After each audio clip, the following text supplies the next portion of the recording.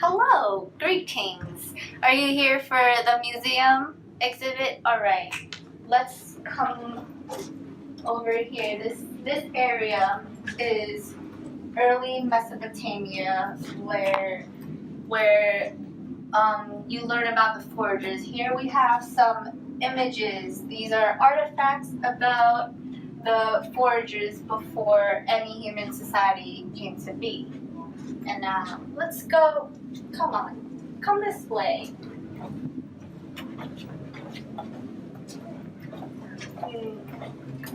So, we have our first stop, this exhibit of early Mesopotamia. Here is a map of Mesopotamia during the 24th century BCE. The residents of this region were the city-states of Sumer until the Akkadian Empire took over. The map shows the area in the green ruled by the Akkadian Empire before the Babylonians took over.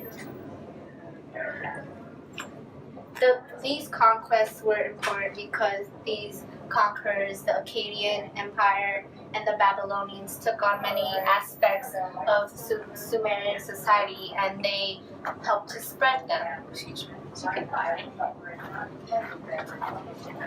Now, he's looking towards the forger side, but this map basically shows that Sumerian society influenced a lot of conquerors after it and probably led to something else bigger for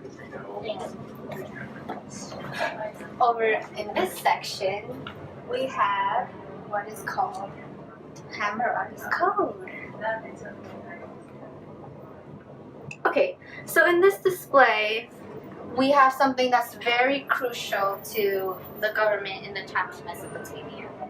The picture shows a carving of early Mesopotamian laws made by a Babylonian ruler called Hammurabi's Code.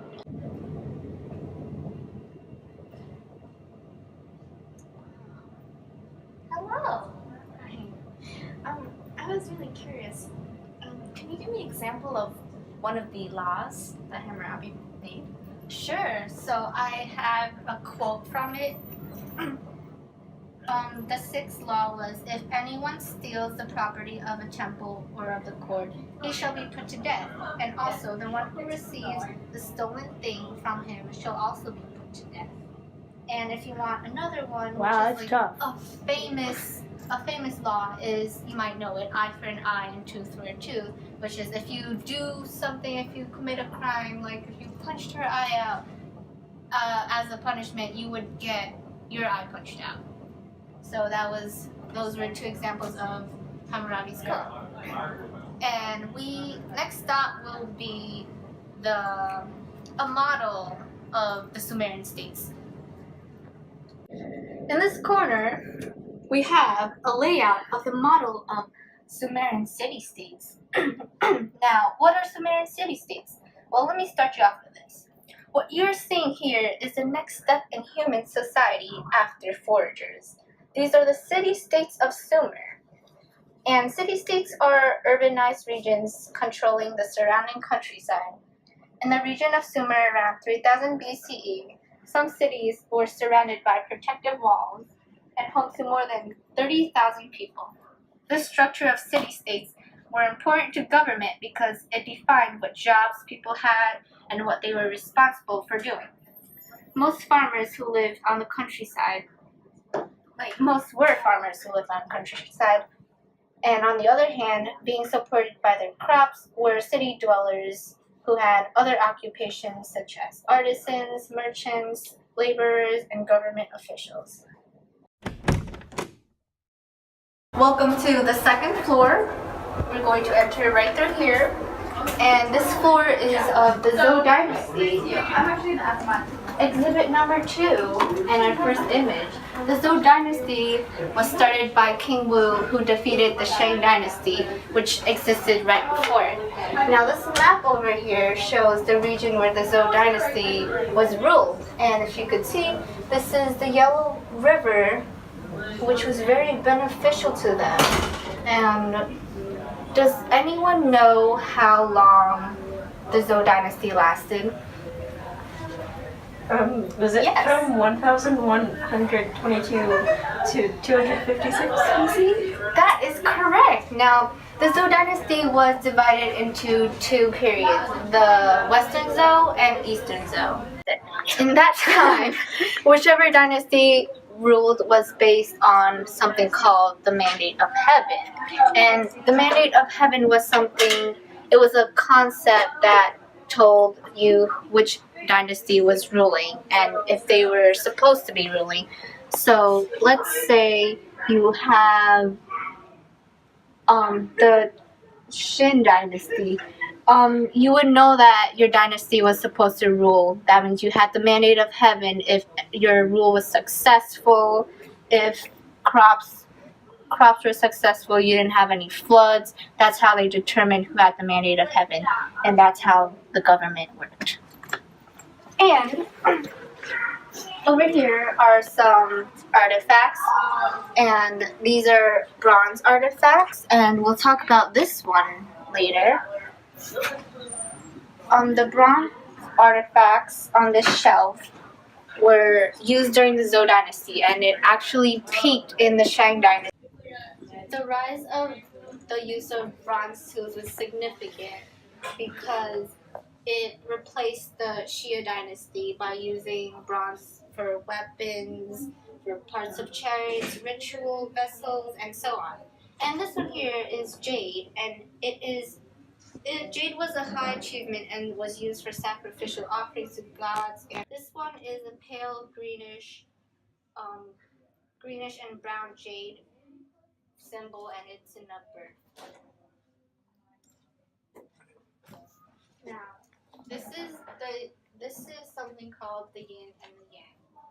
Okay, so during the Zhou dynasty, they had belief systems that helped them stay in control and stability. It was similar to government because it told people what they had to do and what they were responsible for. So, a brief explanation of three of them. Confucianism was the thought that you had to follow examples instead of rules. So, it taught you to follow good examples, and it discouraged oppression. And Taoism is the idea of passive living. So, anything that happens to you, you just let it go because that was intended to happen. Lastly is legalism, which is a set rule and laws, and if you break it, you get punished.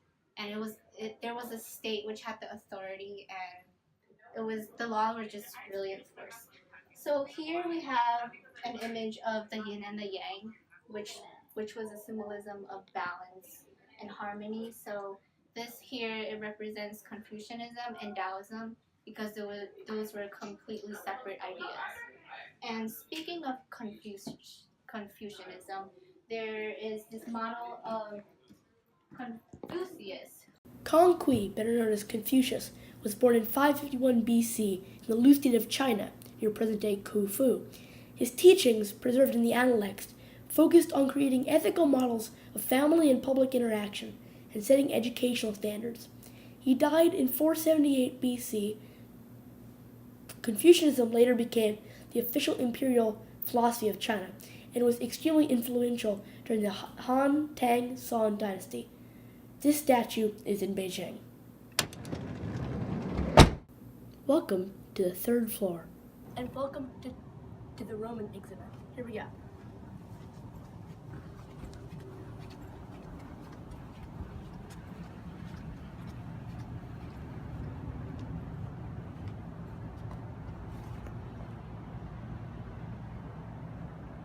Up first, we have the Roman Forum. This is where Romans could come and conduct business. The governments had offices here, and people could exchange ideas. Other than the Senate, this was one of the three major parts of Rome. This is a picture of the Colosseum. The Roman Colosseum could house up to 50,000 Romans. It was a place where gladiators fought to the death, exotic animals were brought in, and huge shows, like even two boats fighting each other, happened. Now, this wasn't just for enjoyment. It was a way for the government to control the plebs by keeping them happy. Once the plebs are happy, they won't think about revolt. Now, finally, we have Roman weapons. Now, a large part of Rome's government was war. They relied on it for their economy and for new citizens. But, luckily for us, we have two well-preserved